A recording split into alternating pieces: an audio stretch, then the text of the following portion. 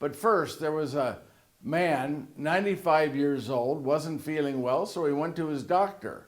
Doctor examined him, gave him some suggestions, and the man left. A few days later, maybe a week later, the doctor's walking through the park and he sees this 95-year-old man, and he's got this beautiful young woman with him. And he goes up to the man and he says, "Boy, you seem to be feeling much better." And the old man says, "Well, I did exactly what you told me, doctor."